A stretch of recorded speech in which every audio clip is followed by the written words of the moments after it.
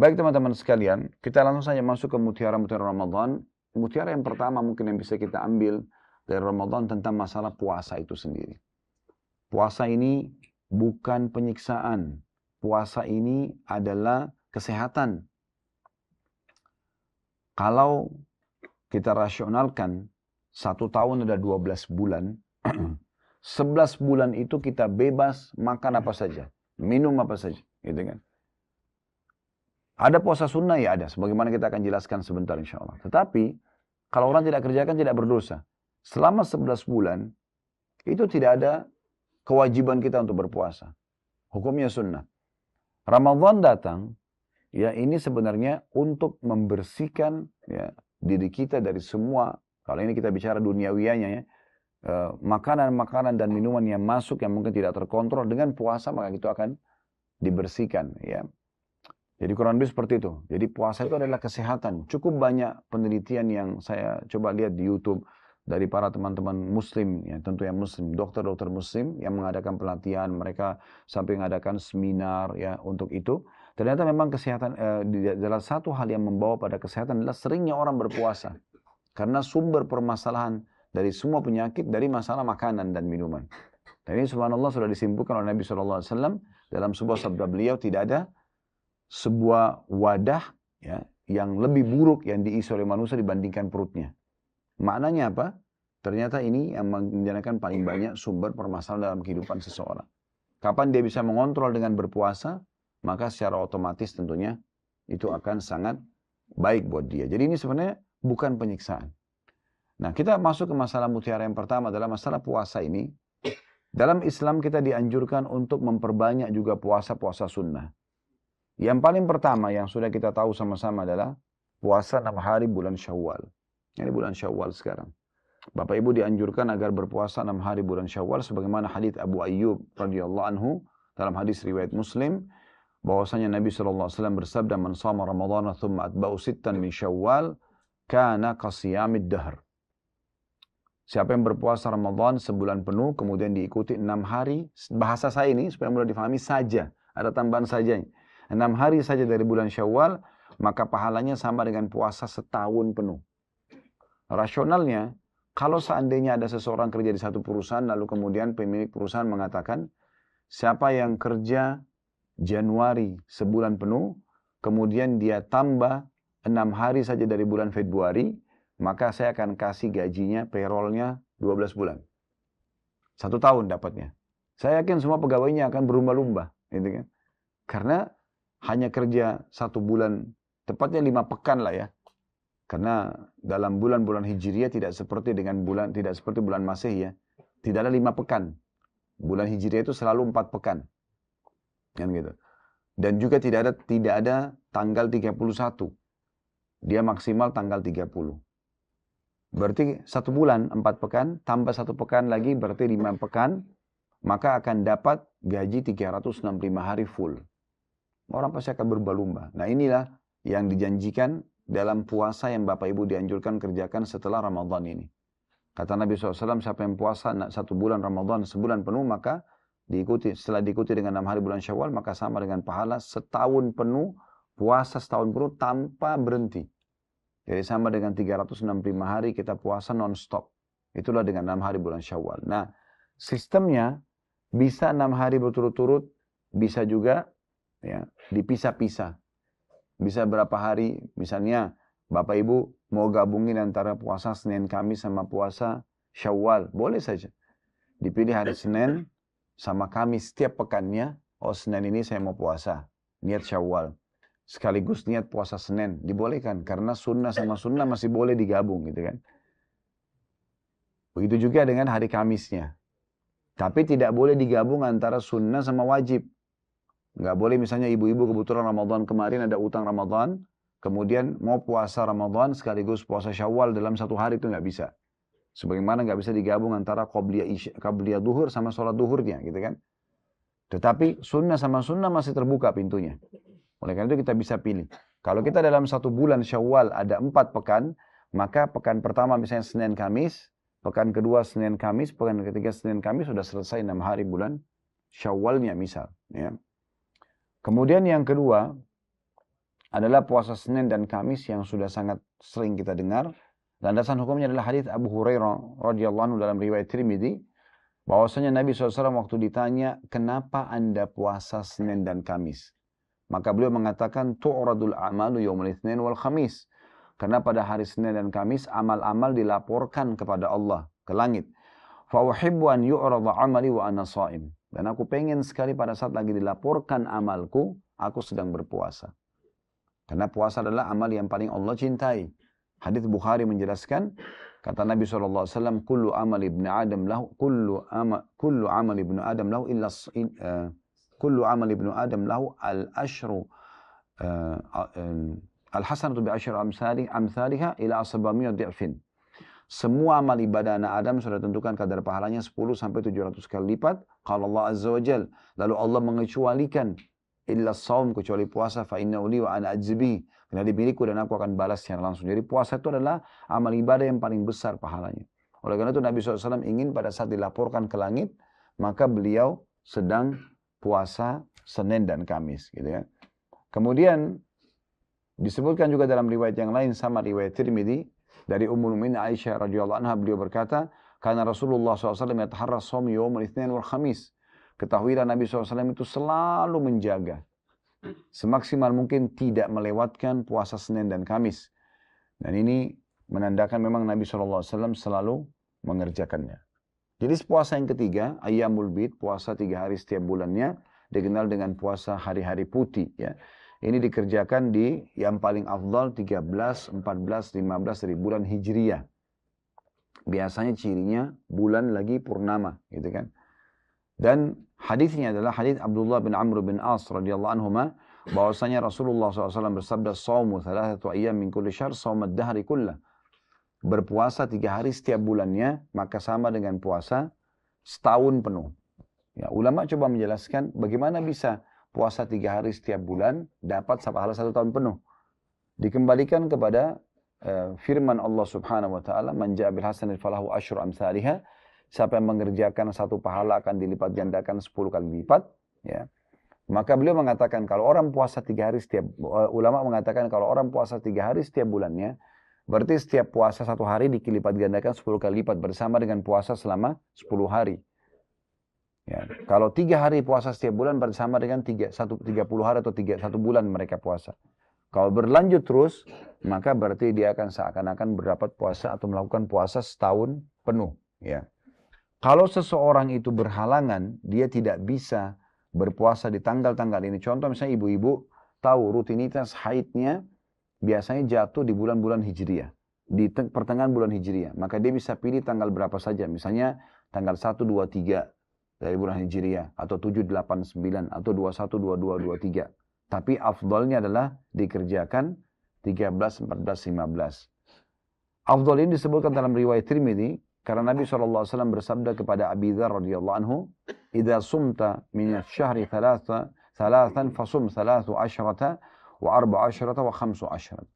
Hai Abi Dzar, kalau seandainya kau ingin puasa 3 hari setiap bulannya, maka jadikan dia di 13, 14 dan juga 15. Juga hadis riwayat Muslim, Abi Darda radhiyallahu anhu mengatakan, "Awsani khalili bi thalath lan ada'hunna ma ishtu." Aku telah diwasiatkan oleh kekasihku Rasulullah SAW 3 hal yang tidak pernah aku tinggalkan selama aku hidup. Yang pertama adalah, beliau mengatakan, siyamu 3 ayyam min kulli syahr. Berpuasa 3 hari setiap bulannya. Ini pesan Nabi SAW kepada Abi Darda. Ya, dan Abi Darda bilang, saya tidak pernah tinggalkan seumur hidup saya. Ada 3, dia selalu berpegang pada sunnah ini. Yang pertama, puasa 3 hari setiap bulannya. Yang kedua, wa salati duha. Mengerjakan salat duha. Wa bi alla anama hatta utir. Dan jangan sampai aku tidur sementara aku belum witir. Nah, untuk salat malam tentu saja kita bisa pilih. Kalau witirnya ya, boleh dikerjakan di awal malam. Kalau selain Ramadan. Kalau Ramadan tentu dengan tahajudnya boleh maju, yaitu tarawih. Tapi selain Ramadan kita boleh witir ya, setelah ba'da Isya. Dan nanti salat malamnya tanpa witir lagi. Atau kita akhirkan witir ke tengah malam ya. Dan ini pernah terjadi di zaman Nabi SAW. Beliau pernah bertanya kepada Abu Bakar radhiyallahu anhu, wahai Abu Bakar, kapan kau sholat witir? Kata Abu Bakar, setelah Isya. Lalu ditanya kepada Umar, kapan kau witir, hai Umar? Umar mengatakan, di pertengahan malam, di akhir malam. Maka Nabi SAW menunjuk Abu Bakar sambil mengatakan, orang ini mengambil agamanya dengan kehati-hatian. Lalu menunjuk Umar mengatakan, orang ini mengambil agamanya dengan ketegasan. Berarti menandakan bolehnya kita kerjakan di awal waktu ataupun di akhir waktu kalau sholat witirnya.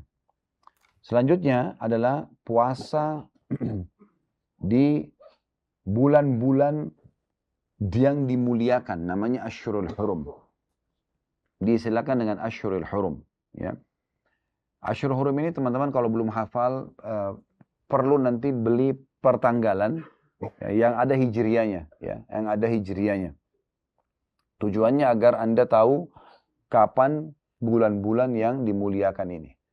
Bulan-bulan Hijriah ada 12 sebagaimana juga bulan-bulan Masehi ya. Dimulai dari Muharram bulan yang pertama, kemudian Safar bulan yang kedua, Rabiul Awal bulan yang ketiga, Rabiul Tsani bulan yang keempat, Jumadil Ula bulan yang kelima, Jumadil Tsani bulan yang keenam, Rajab bulan ketujuh, kemudian Sya'ban bulan ke-8, Ramadan bulan ke-9, Syawal yang kita sekarang bulan ke-10, kemudian bulan depan Dzulqa'dah ke-11 dan Zulhijjah bulan ke-12. Nah, 12 bulan ini perlu Bapak Ibu ketahui dan perlu kita punya kalendernya. Ya. Kami di kantor sudah menyiapkan kalender seperti yang Bapak Ibu lihat di depan ini. Ini memang sudah ada dengan hijriahnya. Dan kalau waktu-waktu puasa hari Senin atau Kamis kami bedakan tanggal warnanya. Begitu juga Ayyamul Bid diingatkan. Nah, umumnya memang sebenarnya tanggal-tanggal yang ada hijriahnya memang dibuat seperti itu ya. Termasuk puasa-puasa sunnah yang lain yang akan kita jelaskan nanti seperti puasa hari Arafah, puasa hari Tasu'a dan Ashura, semua ini diberikan tanggal warna yang berbeda. Nah, ini tujuannya supaya kita tidak keluput dari puasa di bulan-bulan yang dimuliakan. Ada bulan teman-teman sekalian yang menyaingi Ramadan. Ada bulan yang menyaingi Ramadan. Ya, maksudnya bukan dia kita katakan lebih baik dari Ramadan, tapi dia bersaing dengan Ramadan. Dan ini banyak umat Islam tidak tahu. Dari 12 bulan ini, selain Ramadan, ada 4 bulan yang Allah muliakan. Yaitu bulan Rajab. Bulan Rajab ini adalah 2 bulan sebelum Ramadan. Kan Ramadan, kalau mundur 1 bulan berarti Sya'ban, mundur lagi 1 bulan berarti bulan Rajab. Ini bulan ke-7 dari bulan Hijriah. Kemudian ada 3 bulan berturut-turut. Yaitu bulan Dzulqa'dah. Kita sekarang ada Syawal, bulan depan nih. Dzulqa'dah, Zulhijjah, dan bulan Muharram. Ini 3 berturut-turut. Jadi bulan ke-11, bulan ke-12, dan bulan 1 atau bulan pertama nanti. Nah, ini semua adalah bulan-bulan yang dimuliakan oleh Allah Subhanahu wa taala. Allah sebutkan dalam surah At-Taubah tentang masalah itu ayat 36. Saya bacakan dulu ayatnya, ya. Inna 'iddatash syuhuri 'indallahi 12 syahran fi kitabillah yauma khalaqas samawati wal arda minha arba'atun hurum. Dzalika ad-dinul qayyim fala tadhlimu fihinna anfusakum. Al-ayah. Artinya, sesungguhnya jumlah bulan-bulan di sisi Allah ada 12 bulan yang tercatat dalam kitab Allah semenjak diciptakannya, maksudnya di Lauhil Mahfuz ya. Dan itu ditentukan dari pertama penciptaan langit dan bumi. Di antaranya ada 4 bulan yang dimuliakan. Itulah ajaran agama yang benar atau lurus. Dan jangan kalian mendolimi diri kalian terutama harus di 4 bulan ini. Maksudnya orang kalau berbuat pahala di 4 bulan ini akan dilipat gandakan pahalanya. Orang kalau buat dosa akan dilipat gandakan hukumannya. Imam Qurtubi rahimahullah dalam tafsir beliau menjelaskan makna daripada ini. Tafsir, namanya tafsir Al-Jami' li Ahkamil Quran jilid 8. Tafsir surah At-Taubah ayat 36. Beliau mengatakan Allah tidak memuliakan keempat bulan tersebut. Rajab, Dzulqa'dah, Zulhijjah, dan bulan Muharram. Berarti Ramadan tidak masuk di sini ya. Ramadan punya keutamaan sendiri. Berarti ada selain Ramadan ada 4 bulan lagi Bapak Ibu bisa melipat gandakan pahala. Ya. Allah tidak memuliakan keempat bulan tersebut kecuali Allah SWT akan melipat gandakan pahala pada keempat bulan tersebut bagi pelaku kebajikan dan juga akan melipat gandakan ganjaran bagi pelaku dosa. Nah, yang perlu kita titik beratkan dari bulan-bulan ini, ada 2 bulan yang harus kita fokus. Ya, karena di situ ada perintah ibadah puasanya.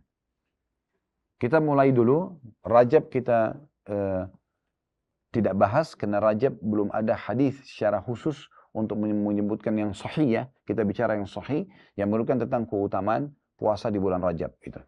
Ada banyak hadis tapi itu belum sampai pada derajat sahih. Kalau bulan Zulqa'dah juga sama.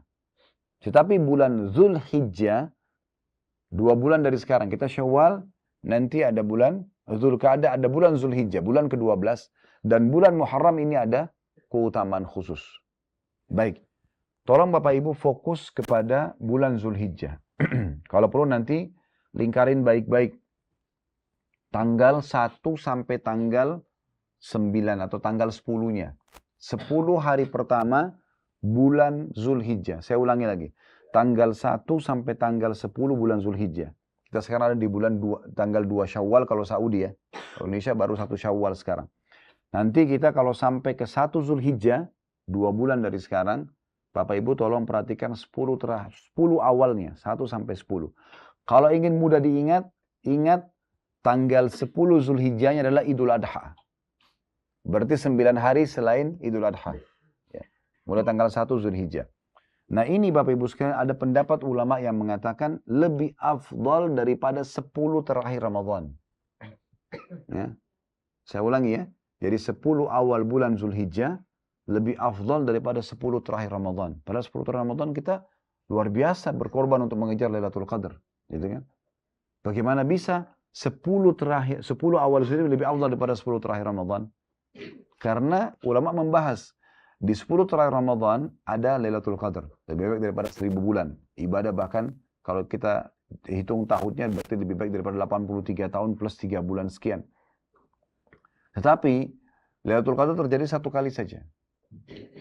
Dia bisa terjadi di malam 21, 23, 25, 27, 29. Di malam-malam kayak kita tidak tahu kapan. Kita tinggal mengejar di 10 terakhir Ramadan. Tapi 10 awal bulan Zulhijjah semuanya 10 malamnya berturut-turut itu adalah hal yang kita dianjurkan untuk mendirikan sholat malamnya. Dan semua itu lebih afdal daripada jihad di jalan Allah subhanahu wa ta'ala. 10 malamnya berturut-turut. Jadi dia ganjil atau genap tidak ada bedanya. Oke, kita dengarkan hadis riwayat Bukhari. Di mana Nabi SAW bersabda, kurang lebih terjemahnya saya bacakan langsung, saya langsung terjemahnya saja. Tidak ada hari-hari ya, sepanjang tahun maknanya, di mana Allah Azza wa Jalla lebih mencintai amalan-amalan yang dikerjakan di dalamnya dibandingkan daripada amalan yang dikerjakan di 10 awal bulan Zulhijjah. Jadi semuanya 10 hari tersebut, siang harinya dengan malam harinya. Ibadah apapun yang Bapak Ibu kerjakan, itu paling Allah cintai. Berarti menandakan, sebagian ulama mengatakan Ramadan pun ini tersaingi oleh bulan Zulhijjah. Karena luar biasa di sini semuanya Allah cintai. Kemudian kata Nabi SAW, kata para sahabat, ya Rasulullah, walaupun jihad di jalan Allah, berperang pun jalan Allah. Ini kan perbuatan yang berat ya. Seorang laki-laki harus tinggalkan keluarganya, tinggalkan pekerjaannya, pergi medan perang, bisa setiap saat dibunuh. Mungkin bisa saja kalau mati langsung masih aman, tapi orang bisa cacat, matanya bisa buta, tangannya bisa dipotong. Resiko yang sangat besar. Tapi untuk mengejar surga mereka keluar berjihad. Maka sahabat menantangkan contoh ini. Ya Rasulullah, kalau Anda tadi mengatakan makna hadisnya, semua amal-amal yang dikerjakan di bulan 10 awal bulan Zulhijjah itu lebih baik daripada ya apa paling Allah cintai, apakah jihad juga ya yang kita kerjakan di selain bulan Zulhijjah itu lebih juga dikalahkan pahalanya dengan amal yang dikerjakan walaupun sederhana di 10 awal Zulhijjah, misalnya mengucapkan subhanallah di 10 awal bulan Zulhijjah, apakah itu ya juga masih belum bisa disaingi oleh jihad di bulan-bulan lain? Jihad keluar berperang, kata Nabi SAW, jihad pun tidak bisa menyainginya. Kecuali seseorang laki-laki yang keluar membawa jiwanya dan membawa seluruh hartanya, kemudian dia tidak membawa pulang keduanya. Artinya, kalau ada orang yang keluar berperang, dia punya uang 10 miliar, dibawa semua ke medan perang, dipakai untuk membiayai jihad, dia pun ikut berperang dan dia mati syahid, hartanya habis semua dikeluarkan, baru bisa menyaingi ibadah yang dikerjakan seringan apapun, sekecil apapun di 10 awal bulan Zulhijjah. Oleh karena itu, anjuran ulama dari hadis ini, hadis riwayat Bukhari, agar setiap muslim yang Allah berikan kemudahan puasa selama 9 hari. Puasa 9 hari. 1 Zulhijjah sampai 9 Zulhijjah. Ya. Kalau yang tidak mampu, maka boleh berpuasa berapa hari saja. Kalau tidak mampu juga, maka minimal jangan kehilangan tanggal 9-nya. Bagi yang sedang tidak haji, maka jangan kehilangan puasa 9 Zulhijjah, dikenal dengan puasa hari Arafah. Ya, yang kata Nabi SAW, puasa hari Arafah membersihkan dosa-dosa setahun yang lalu dan setahun akan datang. 365 hari yang lalu dan 365 hari ke depan. 700 hari lebih dosa kita dimaafkan hanya dengan puasa satu hari itu. Ya. Kenapa puasa dipilih? Ulama menjelaskan, karena disebutkan dalam hadis ini tidak ada amal soleh apapun yang dikerjakan yang lebih Allah cinta dibandingkan yang dikerjakan 10 awal bulan Suci. Dan ibadah yang paling afdal adalah puasa. Karena itu dianjurkan berpuasa pada saat itu. Ya. Jadi ini bulan Zulhijjah yang perlu kita garis bawahi, dan Allah Subhanahu wa taala, kalau Bapak Ibu buka surah Al-Fajr ya, dalam Al-Qur'an, kalau bisa buka aplikasi Al-Qur'annya silahkan. Anda bisa lihat 3 ayat pertama surah Al-Fajr. Itu menjelaskan tentang keutamaan 10 awal bulan Zulhijjah juga. Bunyinya wal fajr, dan demi waktu subuh. Di sini ulama tafsir mengatakan subuhnya adalah subuh hari raya Idul Adha. Allah bersumpah demi subuh Idul Adha, kejar baik-baik. Dari ayat ini, ayat surah Al-Fajr ayat 1, ulama juga mengatakan Idul Adha lebih afdal daripada Idul Fitri. Idul Fitri ada sholat id. Tapi habis itu tidak ada ibadah khusus. Kayak kita kemarin habis sholat id kan sudah kita bebas. Mau silaturahim keluarga boleh, mau istirahat boleh, nggak ada masalah. Dan kita dibolehkan sebagaimana khatib kemarin khutbah id menjelaskan itu. Bolehnya orang muslim menunjukkan kegembiraan, mereka silaturahim keluarga, mereka melakukan halal mubah, silakan. Selepas sholat itu boleh saja. Tapi di Idul Adha, selepas sholat id kita ada ibadah kurban. Ya. Allah mengatakan tentang Idul Adha, fasalli li rabbika wanhar. Salatlah hai Muhammad Idul Adha itu dan berkurbanlah setelahnya. Dan kita tahu kurban ini juga adalah ibadah yang mulia di sisi Allah Subhanahu wa taala. Ini menandakan itu. Kemudian Allah bersumpah setelahnya, walayalin ashr, dan 10 malam berturut-turut sebelum subuh Idul Adha itu. Perhatikan sumpah Allah di sini, ya. Jadi Allah seakan-akan mengatakan, demi subuh Idul Adha, kejar baik-baik, jangan luput sholat idnya, jangan luput kurbannya, dan kejar juga 10 malam berturut-turut sebelumnya. Jadi walayalin ashr, kata-kata ashr artinya 10. Nah, dari sini ulama mengatakan, berarti menandakan 10 awal Zulhijjah lebih afdal daripada 10 terakhir Ramadan. Nah 10 terakhir Ramadan, kita disuruh kejar Lailatul Qadar 1 malam saja. Ini disuruh kejar 10 malamnya semuanya. Tidak ada pengecualian, dan semua sholat yang kita kerjakan lebih baik daripada jihad di jalan Allah SWT. Ini menandakan pahala yang luar biasa yang jangan luput gitu. Kemudian ayat ketiganya wasyafi' wal watar, dan hari asy-syafi' atau hari tarwiyah tanggal 8 Zulhijjah. Kemarin Siti Tur Mekah saya sempat jelaskan itu ya. Kalau haji itu 6 hari, tanggal 8 sampai tanggal 13. Tanggal 8 hukumnya sunnah, tanggal 13 hukumnya sunnah. 8 namanya hari tarwiyah, hari tanggal 13 hari terakhir hari tasyrik. Jadi haji itu 8 hari tarwiyah, tanggal 9-nya hari Arafah dan Muzdalifah, tanggal 10 Idul Adha, 11, 12, 13 dikenal dengan hari tasyrik. Nah kalau Bapak Ibu lagi haji, baik kalau sama kami insya Allah kami pandu, kalau sama travel lain pun usahakan Bapak Ibu tanya, tanggal 8 masuk ke Mina nggak? Dan tanggal 13-nya tetap ada di Mina nggak? Ini walaupun sunnah, jangan luput. Karena ini adalah hari yang Allah sebutkan sumpahnya. Dan tanggal 8 wasyafa' Zulhijjahnya, makanya jemaah haji kalau mau lebih besar pahalanya, mereka masuk ke Mina. Pakai ihram di kamar hotel, tanggal 8 itu masuk ke Mina, tinggal di kemah saja. Tinggal di kemah, ibadah saja di situ. Sholat duhur di waktu duhur, 2 rakaat, sholat asar di waktu asar, 2 rakaat, sholat maghrib di waktu maghrib, 3 rakaat, sholat isya di waktu isya, 2 rakaat. Terus kita memperbanyak takbir, tahlil ya, bertakbir kepada Allah, bermuji kepada Allah, mengucapkan la ilaha illallah, kemudian mengucapkan tahmid, alhamdulillah, kita perbanyak ibadah kepada Allah SWT. Ini kita kerjakan. Nah ini di hari tarwiyahnya, dan tarwiyah yang pernah saya dapatkan maknanya adalah air yang disiramkan ke padang pasir yang kering. Karena biasanya musim haji itu biasanya panas ya. Nah kemudian nginap di Mina tanggal 9 Zulhijjah. Selepas waktu duha atau menjelang duhur kita menuju ke Arafah. Yang kemarin kita sempat datangi Arafah. Ya, itu tinggal di Arafah sampai terbenam matahari. Tidak boleh keluar sebelum terbenam matahari. Dan ini adalah hari di mana Allah Subhanahu wa taala menyelamatkan paling banyak, kata Nabi SAW, Allah hapuskan hamba dari api neraka.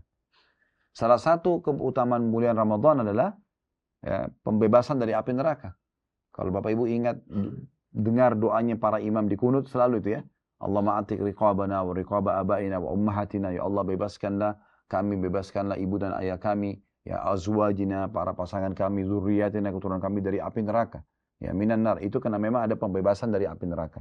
Tapi Nabi SAW mengatakan, ya, tidak ada hari yang paling banyak Allah bebaskan hamba dari api neraka dibandingkan hari Arafah. Satu hari itu. Oleh karena itu kita dianjurkan jemaah haji masuk ke Arafah, dan kata Nabi SAW, Al-Hajju Arafah. Haji adalah Arafah. Kalau di Saudi ini ada orang masuk haji, Bapak Ibu sekalian, sakit, ya, dirawat di rumah sakit misalnya, semoga Allah selamatkan kita tentunya, tapi ada orang sakit, selama belum meninggal, oleh pemerintah Saudi didatangkan ke Arafah walaupun pakai ambulan. Walaupun dalam kondisi diinfus, supaya dia hadir di Arafah. Karena dengan hadir di Arafah berarti haji itu hadir haji, gitu. Ya, karena pentingnya hari itu ya. Nah, bagi yang sedang tidak haji dianjurkan puasa satu hari itu, ya, hari Arafah itu. Kemudian Al-Witir adalah hari Arafah yang tanggal 9-nya. Kita tinggal sampai terbenam matahari, kemudian malamnya tanggal 9 kita menuju ke Muzdalifah, lokasi kemarin yang kami tunjukkan juga, ya. Setelah itu nginap sampai subuh kalau bisa, kalau tidak bisa boleh melewati sepertiga atau pertengahan malam. Kemudian setelah itu hari tanggal 10 Zulhijjah dikenal dengan hari Adha atau hari An-Nahar, hari berkurban. Itulah hari Idul Adha. Jemaah haji menuju ke Mina, jumroh, melontar yang kemarin kita lewatin, tempat melontar 7 butir batu, namanya Jumrah Aqabah. Ya. Kita melontar, kemudian buka baju, boleh tahallul, buka baju biasa, kemudian tinggal di Mina, tinggal di kemah. Atau kalau mau lebih sempurna, kita mengerjakan 3 perbuatan sekaligus, terutama bagi suami istri. Ya. Karena mereka belum bisa berhubungan intim kecuali sudah mengerjakan 3 perbuatan ini sekaligus. Yaitu Jumrah Aqabah di hari itu, kemudian tawaf ifadah, tawaf wajibnya haji, tawaf dan sa'i, kemudian tahallul dan berkurban. Kalau dikerjakan 3 hal ini, maka sudah boleh jemaah haji tahallul dan pakai baju biasa, lalu kemudian semua yang dilarang dalam ihram seperti kita kemarin selesai umrah sudah boleh dilakukan, pakai parfum, pakai baju biasa, termasuk hubungan biologis di antara suami istri. Nah, setelah hari Idul Adha itu, kita tinggal di Mina dengan baju biasa.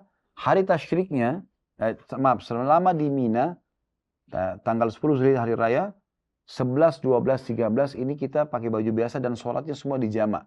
Duhur asar di waktu duhur 2 rakaat. Maghrib isya di waktu maghrib 3 rakaat, isya 2 rakaat. Sampai hari tasyrik yang terakhir, tanggal 13. Nah, kalau ada jemaah haji mau keluar sebelum tanggal 13, tanggal 12 mereka mau keluar dari Mina, boleh. Biasa Indonesia bilang nafar awal. Tapi ini rugi.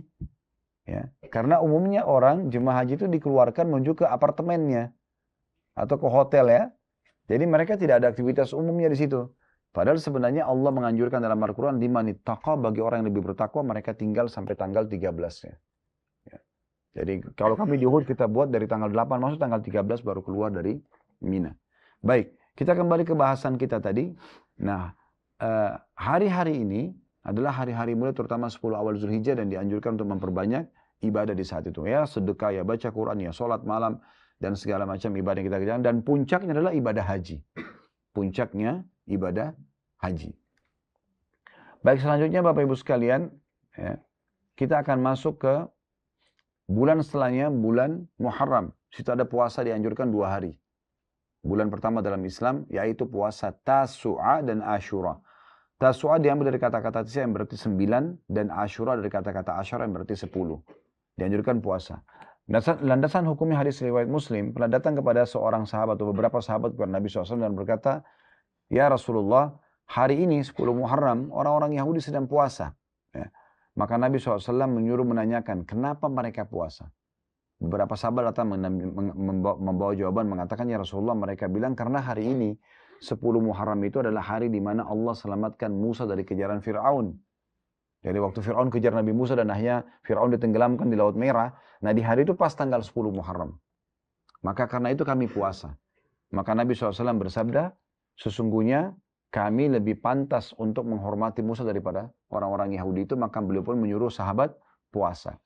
Dan agar tidak sama dengan Yahudi, maka Nabi SAW mengatakan, bila aku masih hidup tahun depan, waktu itu kebetulan tahun terakhir Nabi SAW hidup, ya, maka aku akan ikutkan 10 dengan 9, agar tidak sama dengan Yahudi. Maka kita dianjurkan puasa 9 dan 10. Keutamanya hadis riwayat Muslim disebutkan, bahwasanya puasa hari Ashura mengampuni dosa-dosa setahun yang lalu. Kalau puasa Arafah tadi kan ada plusnya. Setahun yang lalu dan setahun akan datang. Kalau bulan puasa 10 Muharram ini 1 tahun yang lalu saja. Ya, tapi lumayan 365 hari pengampunan dosa. Ini mutiara pertama dari Ramadan yang bisa kita ambil, yaitu menjaga puasa-puasa sunnah tadi. Mutiara yang kedua adalah tahajud itu sendiri atau sholat malam. Nabi SAW ya, disebutkan dalam sebuah riwayat sikap beliau, apa yang beliau selalu lakukan oleh Aisyah radhiyallahu anha. Aisyah mengatakan, jagalah sholat malam karena Rasulullah SAW tidak pernah meninggalkan sholat malam itu. Dan kalau beliau betul-betul dalam kondisi letih atau lagi ada rasa malas, maka beliau tetap kerjakan walaupun dalam kondisi duduk. Walaupun dalam kondisi duduk. Nah, Ramadan kemarin sudah kita dibiasakan untuk sholat tarawih, ya. Mungkin Bapak Ibu sudah bisa merasakan bagaimana gejolak godaan syaitan pas hari pertama Syawal, karena tidak ada berjamaah tarawihnya, luput sholat malamnya misalnya. Nah, itu akan terus berjalan tuh, syaitan tidak mau buku amal kita terisi.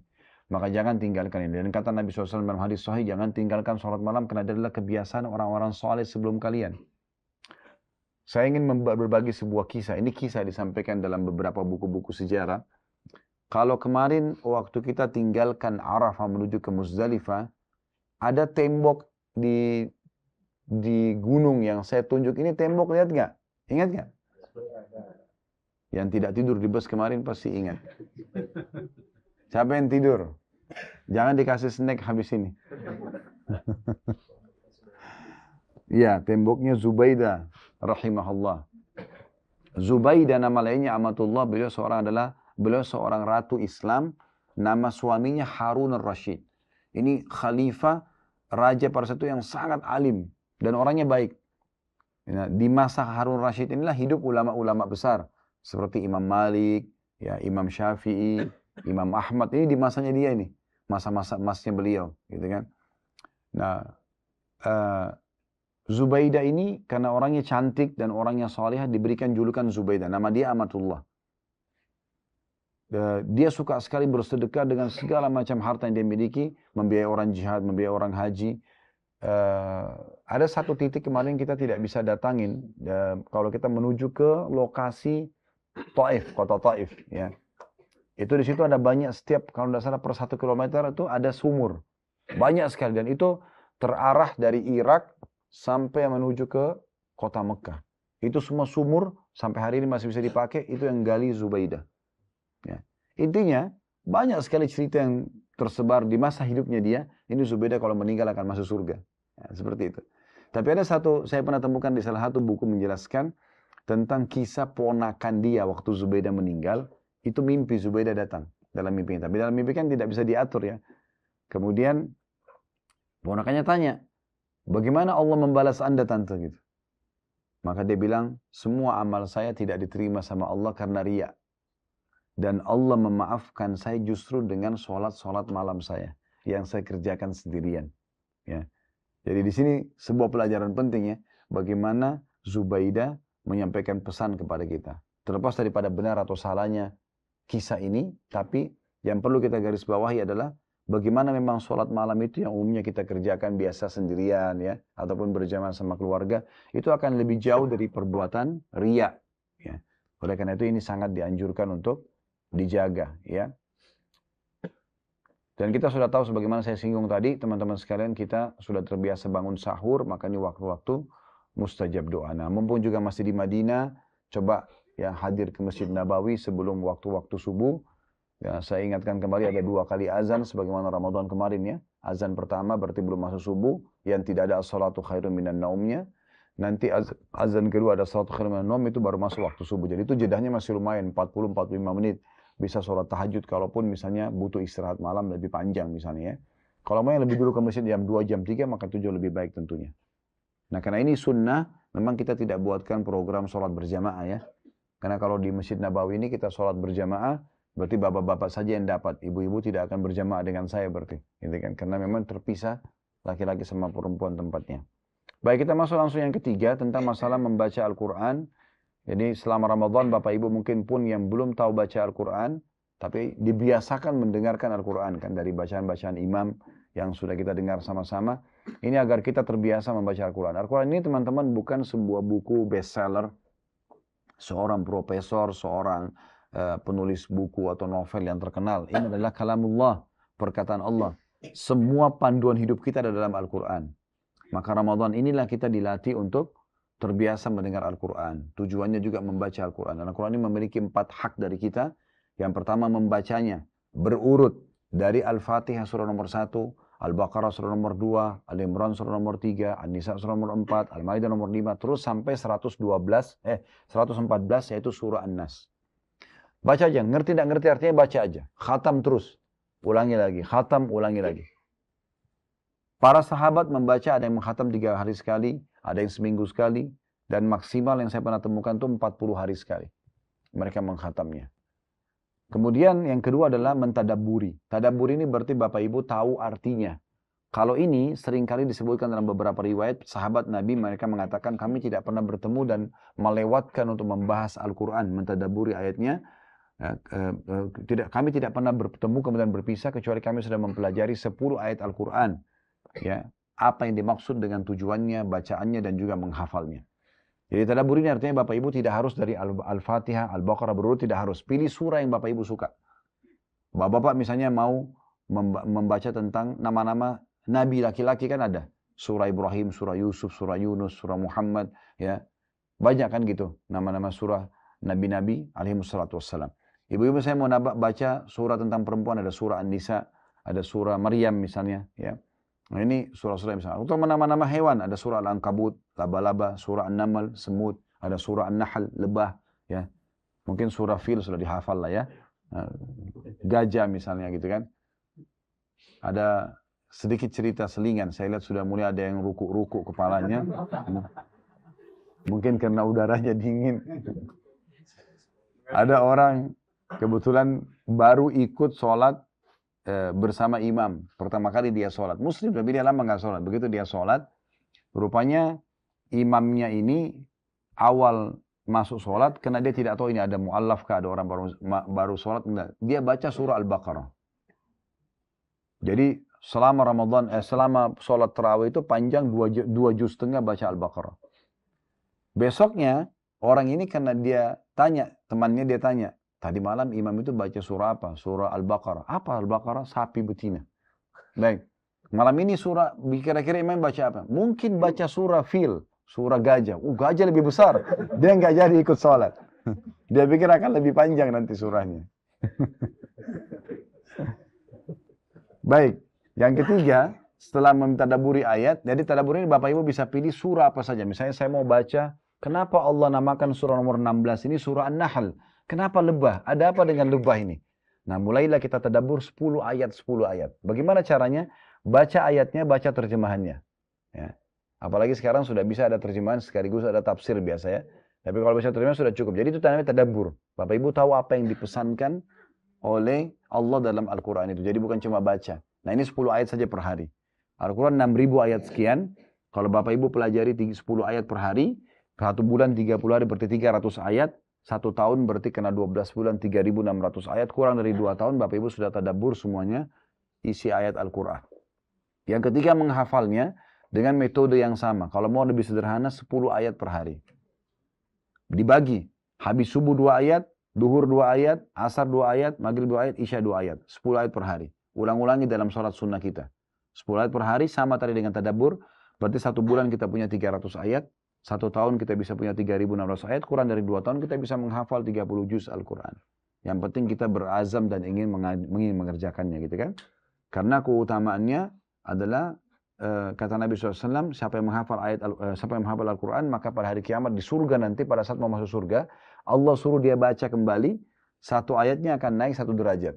Sampai nanti dia akan sampai di derajat tertinggi, baru disuruh berhenti untuk membacanya. Jadi ayat Al-Quran yang dihafal itu akan membawa kita ke derajat-derajat tinggi di surga. Yang terakhir, yang keempat adalah mengamalkan isinya. Mengamalkan isi Al-Quran. Ini juga termasuk mutiara dari Ramadan. Itu yang ketiga. Yang keempat adalah bersedekah. Keluar kemarin kita sibuk membuka puasakan orang misalnya.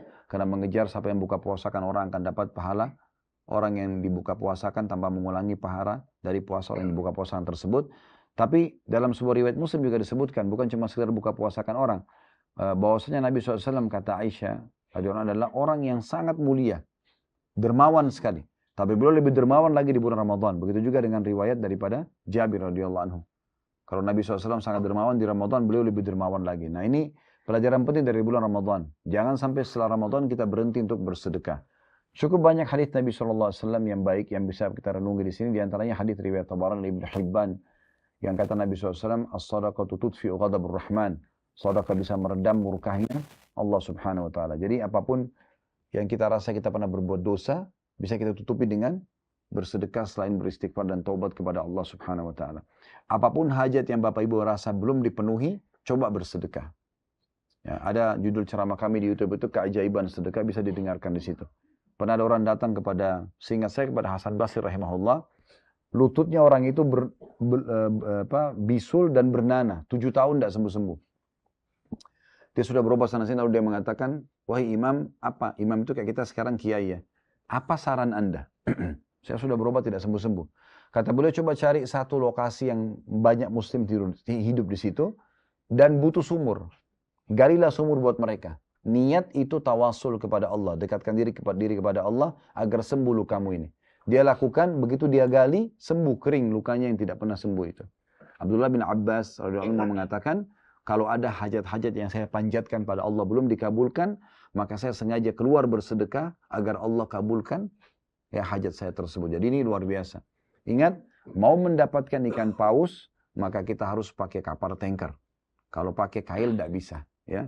Jadi kalau kotak amal selalu 2.000 rupiah terus, lalu minta sama Allah kesehatan, kekuatan, keturunan, selamat dari api neraka, masuk surga, ini bakhil. Ya. Ya. Coba kasih yang besar di jalan Allah, Allah juga akan kasih yang besar.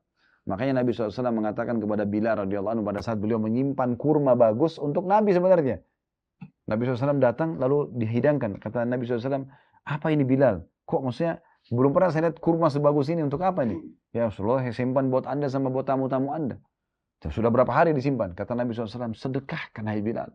Dan jangan pernah kau takut dari sang pemilik arsy Allah SWT dari balasan-balasannya. Maksudnya keluarkan nanti Allah akan gantikan. Ya. Bahkan Nabi SAW ini punya satu metode yang luar biasa Bapak Ibu sekalian dalam sedekah.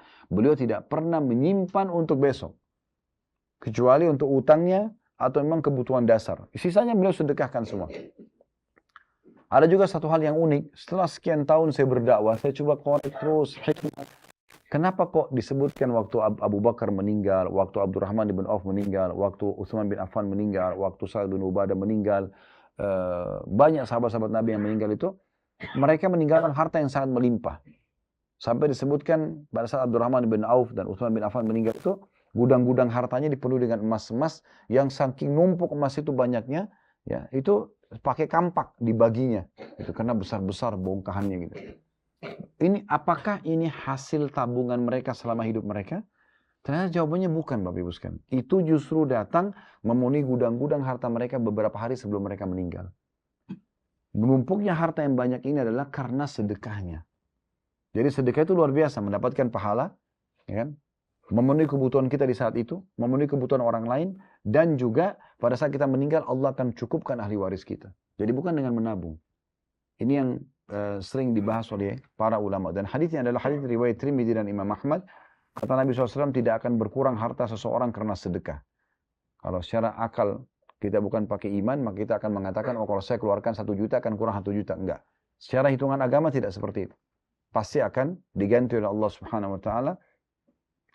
Lalu lanjutan hadis kata Nabi SAW, dan tidak ada seorang pun yang terzalimi, lalu dia sabar, kecuali Allah akan tambah memuliakannya. Dan tidak ada seorang hamba pun yang membuka pintu mengemis, minta-minta, kecuali Allah akan membukakan baginya pintu kemiskinan. Nah, jadi ini termasuk pelajaran yang bisa kita garis bawahi ya. Dan perlu Bapak Ibu garis bawahi juga tentang bedanya zakat sama sedekah ya. Kalau zakat yang Bapak Ibu keluarkan setahun sekali, karena syaratnya haul, 1 tahun harta kita terus simpan, dan nisab kadar minimal 85 gram emas. Ini Bapak Ibu sekalian syarat zakat. Artinya dalam 1 tahun 12 bulan harus selalu harta Bapak Ibu yang disimpan dan diinvestasikan itu dia berada di level ya minimal 85 gram emas. Kalau 1 tahun itu 12 bulan sama semua, di akhirnya kita akan keluarkan 2,5%. Tapi kalau berjalan misalnya 6 bulan kadar harta kita 85 gram emas, ternyata bulan ke-7 turun. Jadi sisa 70 gram emas aja. Maka batal haul yang pertama. Kita kapan hitung haul lagi? Kapan dia mencapai nisab 85 gram emas total harta kita, baru mulai hitung lagi 12 bulan ke depan. Jadi memang zakat itu sangat ringan sebenarnya gitu kan. Tapi yang ingin saya sampaikan, zakat itu fungsinya pensucian harta. Artinya, kalau dalam 1 tahun ada pendapatan Bapak Ibu yang tidak jelas atau syubhat, maka bisa dibersihkan dengan zakat. Kayak kami misalnya Allah manakan restoran di Jakarta. Kita kan tidak mungkin nanya setiap konsumen, Bapak Ibu, ini uangnya halal nggak? Kan nggak mungkin. Lalu bagaimana caranya mensucikan harta kalau situ ada uang riba, orang bayar, ada uang curian, ada uang korupsi, ya zakat. Tapi di saat kita tidak tahu itu uang haram ya, jadi jangan Bapak Ibu bilang, oh ini kan uang korupsi, terima aja. Gak apa-apa, ini uang curian terima aja, nanti saya zakatin, itu nggak bisa. Ya, ini maksudnya adalah pensucian harta yang kita tidak tahu, bergabung di harta kita gitu kan. Kalau sedekah, tidak ada haul 1 tahun. Tidak ada nisab kadar minimal 85 gram emas, tidak ada persentase 2,5%. Dan sedekah dianjurkan setiap hari dikeluarkan. Berangkat daripada hadis Bukhari, kata Nabi SAW, setiap hari Allah turunkan 2 malaikat, ya setiap pagi dan satu mengatakan, ya Allah lapangkan rezeki orang yang sedekah, yang satu mengatakan binasakan orang yang bakhil. Kata Ibnu Hajar rahimahullah, maknanya adalah binasakan jiwanya dan hartanya. Nah ini berarti menandakan tidak boleh orang bakhil. Dan para imam-imam kita yang terdahulu, guru-guru kita seperti misalnya Imam Az-Zahabi dalam kitab Al-Kabairnya, kemudian juga Syekh Muhammad bin Abdul Wahhab juga dalam bukunya beliau, Syekh Muhammad bin At-Tamimi dalam kitab Al-Kabairnya, atau di zaman kita yang masih hidup Syekh Muhammad Munajjid juga mengatakan dalam buku Al-Kabairnya, semua memasukkan poin bakhil atau pelit itu adalah bagian daripada dosa besar. Ya, sebenarnya dermawan adalah sifatnya orang-orang yang baik. Makanya dianjurkan kita mengeluarkan. Nah kalau sedekah ini fungsinya Bapak Ibu sekalian untuk memperbanyak harta. Jadi beda fungsi ya.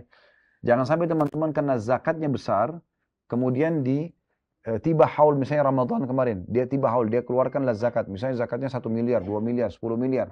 Uang zakat dia kena besar uangnya, maka dia tidak sedekah lagi. Ini yang dia cicil keluarkan dalam 1 tahun ke depan. Gitu kan. Kan orang begitu kan, setiap bulan ini zakat saya, bulan depan lagi, atau tunggu ada orang susah baru dikasih. Ini sebenarnya kurang tepat.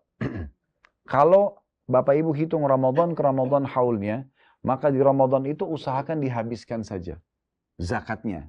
Ya. Nanti yang kita keluarkan tiap hari adalah sedekah, beda. Dan sedekah ini tidak ada batasnya. Mau 100% pun boleh. Makin besar maka makin bagus. Nah, ini fungsinya untuk memperbanyak harta. Ini resep yang luar biasa yang harusnya kita pahami. Mutiara yang kelima, mungkin yang terakhir ya kita tutup. Karena keadaannya saya lihat sepertinya sudah mulai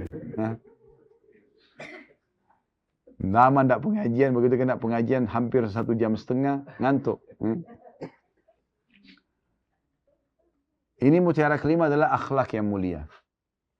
Ramadan mengajarkan kepada kita agar kita memiliki akhlak yang baik. Kalau Bapak Ibu pernah dengar hadis ini, alhamdulillah. Kalau belum pernah dengar, ya, itu Nabi SAW mengatakan, bila salah seorang dari kalian sedang puasa, maka jangan pernah dia rafath, mengucapkan kata-kata yang tidak baik. Jangan juga dia sahab, berkata-kata kasar atau berteriak, bertengkar. Ya. Dan kalau diajak ribut oleh seseorang, maka ucapkanlah aku sedang puasa, aku sedang puasa. Hadis riwayat Bukhari. Apa maknanya? Apa pesannya? Mutiaranya apa dari hadis ini? Artinya selama 30 hari kita puasa atau 29 hari kita puasa Ramadan, dilatih untuk punya akhlak yang mulia. Jangan teriak-teriak, jangan berkata kata-kata yang tidak benar, gitu kan?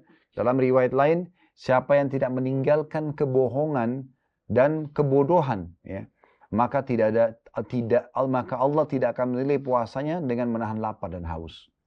Artinya sia-sia dia puasa. Dia puasa, dia bohong, maka tidak ada gunanya. Berarti kita disuruh jujur, dilatih selama sebulan penuh kita jujur. Dan ini bagian daripada akhlak yang mulia. Kalau Bapak Ibu ketahui, akhlak mulia ini adalah sesuatu yang paling berat di timbangan amal pada hari kiamat. Kata Nabi SAW, tidak ada sesuatu yang lebih berat di sisi Allah Subhanahu wa taala di hari kiamat dibandingkan dengan akhlak yang mulia. Artinya kumpulan daripada kejujuran, amanah, tanggung jawab, bakti sama orang tua, apalah ya, senyum, dermawan, semua ini adalah akhlak yang mulia, ini adalah yang paling berat timbangan di hari kiamat. Kita kalau dermawan, kita mendapatkan dua hal, suka berbagi sama orang misalnya, dapat pahala sedekahnya, dapat pahala akhlak mulianya. Kita kalau jujur, kita dapat kebaikan, hubungan baik sama orang, ya, karena kita jujur, orang semua suka dengan orang jujur, dan juga kita akan mendapatkan pahala akhlak yang mulia. Jadi begitu terus. Nah, Ramadan melatih kita untuk itu. Melatih kita untuk lebih sabar, melatih kita lebih untuk menjaga akhlak-akhlak yang mulia ini. Kurang lebih seperti itu. Dan masih ada tentu mutiara-mutiara Ramadan yang lain yang belum dibahas. Ya, seperti misalnya pelaksanaan ibadah umroh kita di Ramadan ini, gitu kan. Bagaimana pengontrolan emosi dan segala macam. Itu mungkin di kesempatan yang lain insya Allah. Tapi ini kurang lebih mutiara Ramadan yang bisa kita bahas pada kesempatan ini.